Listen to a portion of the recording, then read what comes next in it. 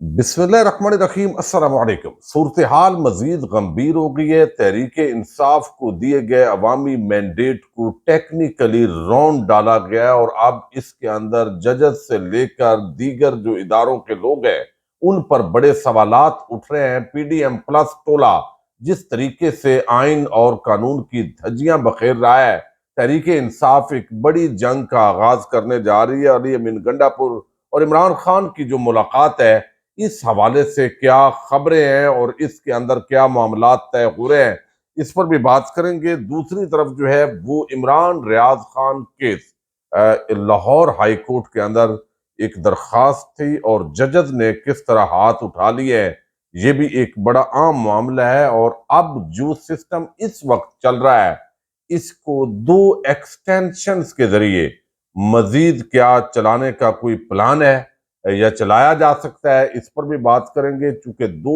Extensions کی جو گونج ہے، ایک مرتبہ پھر شہر اقتدار کے اندر یہ افواہیں گرم ہیں، اس پر بھی بات کریں گے۔ امید ہے آپ سماعت کریں گے اور اپنے قیمتی فیڈ بیک سے ضرور آگاہ کریں گے۔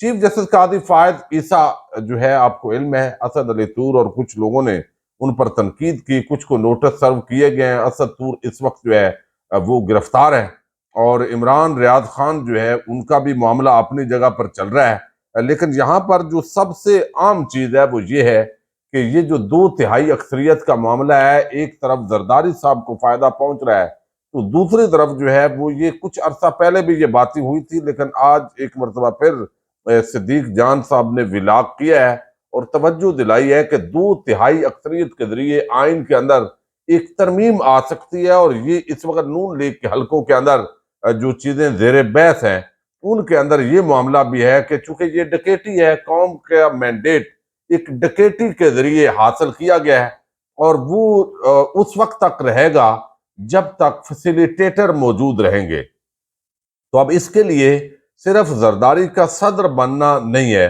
بلکہ اس کا جو فائدہ ہے وہ قاضی فائز عیسیٰ صاحب کو بھی پہنچ سکتا ہے۔ اور وہ اس لیے کہ ایک جو سپریم کورٹ آف پاکستان کے جج ہیں، ان کی ریٹائرمنٹ کی جو عمر ہے وہ 65 سال مقرر ہے۔ اب اسی کلیے کے تحت جس جج نے جب اپوائنٹ ہونا ہوتا ہے، جب ریٹائرڈ ہونا ہوتا ہے، تو وہ آلریڈی ساری چیزیں جو ہے وہ موجود ہیں، تو کیلکولیشن ہو جاتی ہے۔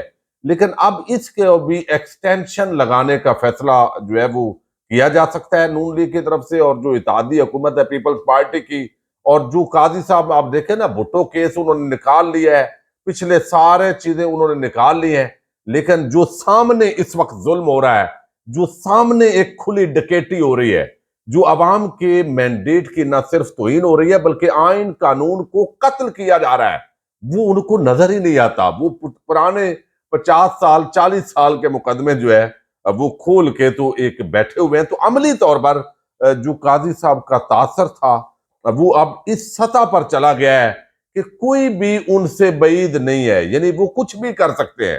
آئین قانون تو آپ چھوڑیں، اپنی ذات اور مفادات کے لیے بھی اب ان کا جو ایک پبلک امپیکٹ میں بات کر رہا ہوں، اب وہاں پر جو ہے لیکن پریشر بھی ہے۔ عوام نے جس طرح رد عمل کا اظہار کیا ہے تو فیصلے تو کوڑے دان کے اندر جائیں گے، تاریخ کے کوڑا دان میں، لیکن یہاں پر یہ بات ہو رہی ہے کہ اس کا فائدہ قاضی صاحب کو بھی پہنچ سکتا ہے۔ آئین کے اندر ترمیم جو ہے اب ہو سکتی ہے، کیونکہ جو نشستیں تھیں وہ 201 نشستیں تھیں، اور 201 نشستوں کے اندر جو ہے وہ آپ دیکھیں نا کہ اب یہ نشستیں ہو گئی ہیں 224، تو یہ اب 2/3 اکثریت کے لیے 224 چاہیے، اب 224 ہو گئی ہیں۔ لیکن آپ حیران ہوں گے کہ یہ اتنا بڑا ایک بلنڈر ہے اور اتنا بڑا جمہوریت کا قتل ہے کہ اب مخصوص نشستوں کے فیصلہ جو دیا گیا ہے، یعنی کہ آپ چلیں، ایک تو یہ تھا کہ بھئی پی ٹی آئی کو یا سنی اتحاد کونسل کو یہ نشستیں نہیں دی جا سکتی، یہاں تک تو فیصلہ جو ہے وہ اس کو آرگو کیا جا سکتا تھا، لیکن یہ نشستیں باقی جو لوگ ہیں ان کے اندر بانٹ دیں، یہ تو ایک ایسی کھلی بدماشی ہے، یہ بدماش فیصلہ ہے۔ اب اس کے اندر یہ ہو نہیں سکتا۔ اب دیکھیں نا، مخصوص نشستوں کے مطابق میں کے پی کے کی مثال آپ کے سامنے رکھتا ہوں، اسمبلی میں صرف 17 سیٹیں جیتنے والی جماعتوں کو مزید 26 مخصوص نشستیں مل رہی ہیں۔ 17 نشستیں اس وقت ان کے پاس موجود ہیں، یعنی 7 سیٹیں جیتنے والی جے یو آئی جمعیت علماء اسلام جو فضل الرحمان ہے اس کو 10 مخصوص نشستیں دی جائیں گی. کمال نہیں ہو گیا؟ اچھا، اب اسی طرح 6 سیٹ نشستیں حاصل کرنے والے نون لیگ کو 9 مخصوص نشستیں ملیں گی. 4 سیٹوں والی پیپلز پارٹی کو 6 مخصوص نشستیں مل جائیں گی. یعنی جتنی نشستیں انہوں نے جیتی نہیں ہیں جتنی ان کو مل جائیں گی. تو یہ ایک پاکستانی عوام کے خلاف یہ جو فیصلے ہیں یہ تو کھلی ایک الفاظ نہیں ہیں، پھر وہ ذرا تجاوز ہو جاتا ہے. یعنی آپ دیکھیں نا، کسی کو پرواہ ہی نہیں ہے. الیکشن کمیشن کا یہ اتنا بڑا بلنڈر والا فیصلہ ہے. تو اب یہ ظاہر ہے آئین کے اندر ترمیم ہو سکتی ہے، تو چیف جسٹس آف پاکستان کی جو تعیناتی ہے اس کی مدت بڑھ سکتی ہے، یا یہ قرار دیا جا سکتا ہے کہ 3 سال جو بھی چیف جسٹس رہے گا وہ 3 سال کے لیے رہے گا. تو یہ کچھ نہ کچھ وقت جو ہے وہ قاضی صاحب جب تک موجود ہوں گے کرسی پر، تو نون لیگ کے حلقوں کو یہ لگتا ہے، یہ صدیق جان کا دعویٰ ہے کہ وہ اپنا جو ٹنیور ہے وہ مکمل کر سکتے ہیں. یہ ایک تو معاملہ ہے جہاں. لیکن میرا خیال ہے یہ ایک ایکسٹینشن کافی نہیں ہوگی. کچھ لوگوں کا یہ خیال ہے کہ اس حکومت کو یہ جو ڈکیٹی کی پوری قوم کے ساتھ ڈکیٹی کر کے جو مینڈیٹ لیا گیا ہے، تو اس کے لیے ایک ایکسٹینشن لگانے سے کام نہیں ہوگا، 2 ایکسٹینشن لگانی پڑیں گی. اور دوسری جو ایکسٹینشن ہے وہ آپ کو علم ہے، جو ہمیشہ جس ایکسٹینشن پر پھڈے پڑتے ہیں، جس ایکسٹینشن پر ہمیشہ جو ہے، اور اب ظاہر ہے دیکھا جاتا ہے کہ یہ بندہ عمران خان کا مخالف ہے. ملک اور قوم کا جو بھی ہو اس سے کسی کو کوئی غرض بھی نہیں ہے، اور وہ یہ مخالف ہے، لہذا مخالف ہے تو ہمارا کام بنا رہے گا. ہم یہاں پہ قوم پر چڑھ دوڑیں، قوم کے گھروں پہ حملے کریں، قوم کے گھروں پہ ڈاکے ڈالیں، عورتوں بچوں کو ہراساں کریں، کاروبار تباہ کریں، ان کے مینڈیٹ کو بوتوں تلے رون ڈالیں. جو بھی ہو، یہ بندہ عمران خان کے مخالف ہے تو یہ ہمارے کام کا ہے. تو ایک ایکسٹینشن کے بجائے شاید 2 ایکسٹینشن چلائی جائیں. اور خیبر پختونخوا کے اندر جو ہے اب جو اثرات مرتب ہوں گے وہ آگے چل کر وہ بھی بڑے عجیب ہیں.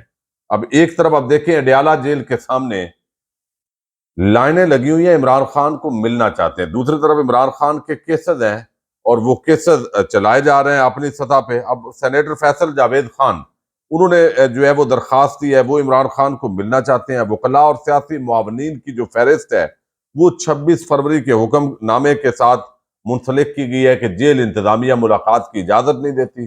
آج جج صاحب نے کہا ہے کہ 25,000 فی درخواست جرمانہ کریں گے اگر نہ ملنے دیا گیا.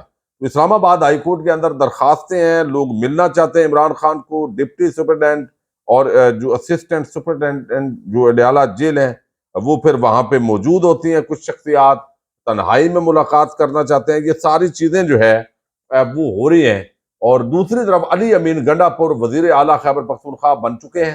ان کا سیکیورٹی کلیئرنس جب میں مخاطب ہوں آپ سے تو وہ کلیئرنس مل چکی ہے، تمام معاملات طے ہیں. اور اب وہ وزیر اعلیٰ کے طور پر آج جو ہے وہ عمران خان سے ملاقات کرنے جا رہے ہیں.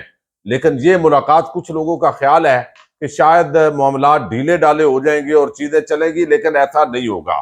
اور کچھ لوگ دھمکیاں بھی دے رہے ہیں کہ پھر اگر سیدھے نہیں ہوں گے تو گورنر راج لگا دیا جائے گا. بھائی کوئی نہیں، ہر صورت میں یہ پاکستان پر قبضہ ہے اور ناجائز قبضہ ہے. آپ اس کو گورنر راج لگا لیں، آپ وزیر اعظم پاکستان بنا لیں، آپ پنجاب کی ملکہ بنا لیں، تو یہ قبضہ ہی رہے گا. تو عمران خان بھی اندر رہے، بشرا بی بی بھی، اور باقی جو لوگ ہیں وہ اندر رہیں. اور جنہوں نے ظلم کیا ان کو اگر چھوڑ دیا جائے کہ ہم جو ہے وہ سب کو معاف کرتے ہیں، تو یہ قوم پھر معاف نہیں کرے گی. بھائی کچھ لوگ تحریک انصاف کے باہر جو بیٹھے ہوئے ہیں اور جن کو پریس کانفرنس کی سہولیات ہیں وہ حد سے زیادہ کچھ فراخ دلی کا مظاہرہ کر رہے ہیں، لیکن کارکنان کی طرف سے بڑا سخت رد عمل اس پورے معاملے کے اندر آ رہا ہے. تو بالآخر آج کی جو علی امین گنڈا پور کی یہ ملاقات ہے، اس کے بعد یہ جنگ مزید جو ہے وہ ذرائع دعویٰ کر رہے ہیں تحریک انصاف کے تیز ہونے جا رہی ہے. یعنی بظاہر یہ جو وزراء ہیں ان کے ناموں کی مشاورت ہوگی، معاملات کیسے چلانے ہیں وہی ڈسکشنز ہوں گی، لیکن جو احتجاج کا سلسلہ ہے وہ مزید اس کا دائرہ نہ صرف وسیع ہوگا بلکہ بھولنے نہیں دیا جائے گا، اور یہ چیزیں اب جو ہے وہ مستقل چلتی رہیں گی. اب دوسری طرف جو ہے وہ یہ چیز جو ہے اب ایک بڑے احتجاج کے لیے تحریک انصاف کے اندر مشاورت ہو رہی ہے، اور اس کا آج اظہار اسد قیصر نے کیا ہے، چونکہ تمام دروازے وہ بند کر دیے ہیں پاکستان کے اندر۔ آئین، جمہوریت اور انسانی حقوق یہ مکمل طور پر ختم ہوتے دکھائی دے رہے ہیں، اور یہ عوام کے مینڈیٹ پر پہلا ڈاکہ، اور اب یہ دوسرے ڈاکے کے بعد یہ بات واضح ہو گئی ہے کہ پاکستان کے اوپر اب تو ایک غیر آئینی، غیر قانونی قبضہ ایک ملی بھگت کے ساتھ جو ہے وہ کیا جا رہا ہے۔ تو یہ چیزیں اب ایسے تو نہیں رکیں گی۔ اچھا، اب دوسری طرف جو ہے وہ عمران ریاض خان کا کیس ہے۔ عمران اسد طور جو ہے ان کو تو رکھا ہوا ہے، لیکن عمران ریاض خان جو ہے ان کے معاملے کے اندر لاہور ہائی کورٹ کے اندر درخواست دی گئی کہ ایک صحافی جو 9 مئی کے جب واقعات ہوئے اس دن وہ کوریج کر رہا تھا، اس کے ویڈیو ثبوت سارا کچھ موجود ہے، تو ان کو پھر آپ جو ہے وہ کیوں جسمانی ریمانڈ پہ دے رہے ہیں؟ تو اب یہ جو انسداد دہشت گردی عدالت کے یہ جو جج ہیں، یہ اسی طرح کے جج ہیں نا جن کا تجربہ راجہ ابھی ذکر کر رہی تھی، کہ جج نے کہا کہ آپ جو ہے نا وہ پھر آپ کا لیڈر بھی بھاگ جائے گا۔ جب اس طرح کے بے شرم اور بے حیا لوگ بھی جج بن جائیں تو پھر آپ اندازہ کر سکتے ہیں انصاف لینا کس سے ہے۔ تو یہ بھی ہر محکمے کے اندر جو ہے وہ سکروٹنی کی ضرورت ہے کہ جس کام کے لیے ان کو قوم نے رکھا ہے پراپر بندہ موجود ہے یا نہیں ہے۔ اگر پراپر بندہ نہیں ہے تو اس کو اس محکمے کے اندر سے ہٹانے کے لیے جو طریقہ کار ہے اس کو نرم کرنے کی ضرورت ہے۔ اچھا، یہاں پر جو ہے وہ عمران ریاض خان کے یہ جو جسمانی ریمانڈ دیا گیا، اس کے خلاف لاہور ہائی کورٹ کے اندر درخواست دی گئی اور کہا گیا کہ یہ ناجائز ریمانڈ ہے۔ پھر عمران ریاض کی سیکیورٹی کا ایشو ہے، جس طرح اس کو لے کے گئے ہیں مانگا منڈی کے اندر وہاں سے لاہور سے، اور پیچھے لوگ لگے بھائی اس کا مسئلہ جو ہے وہ قلعہ گجر سنگھ اور وہ وہاں پر ہے جو تھانہ ہے لاہور کا، بلکہ ریس کورس بنتا ہے پراپر جو تھانہ ہے، تو وہاں کی بجائے آپ لے کے جا رہے ہیں وہاں، اور وہ بھی تھا کہ شاید غائب کر دیا جائے، اور مانگا منڈی ذرا باہر ہے تو وہاں پہ تھانے کے اندر رکھا گیا۔ اب اس پر جو ہے سیکیورٹی کی درخواست بھی دی گئی، اور پھر عمران ریاض خان جو ہے ان کا یہ جسمانی ریمانڈ غیر قانونی تھا، قانون کے برعکس تھا۔ پولیس نے ایک تتمہ بیان کے ذریعے عمران ریاض کو 9 مئی کے بعد، اس سے بڑا آپ دیکھ لیں کہ 9 مئی کے جو کیسز ہیں وہ کتنے بڑے فراڈ کیسز بنائے گئے ہیں۔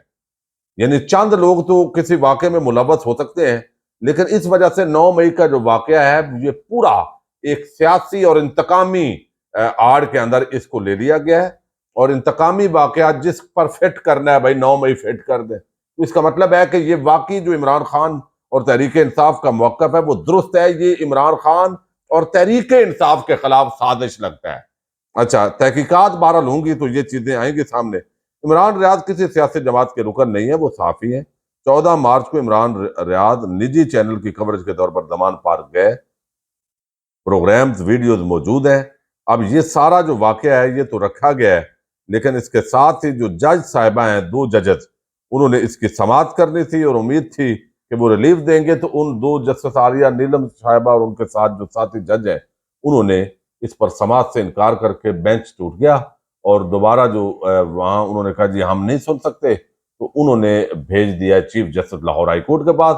اور لاہور ہائی کورٹ کے پتہ نہیں وہ بینچ کون فکس کر رہا ہے آج کل، کچھ عرصے سے جب سے ان کے جو داماد صاحب ہیں ان کا نام ایک مسئلے کے اندر آیا تھا، اس کے بعد لگتا ہے لاہور ہائی کورٹ کا چیف جسٹس تو ہے ہی کوئی نہیں، وہ ہر معاملہ جسٹس علی باقر کے پاس لگا دو اور فیصلہ پہلے سے لوگوں کو پتہ ہوتا ہے۔ تو یہ اس وقت صورتحال ہے۔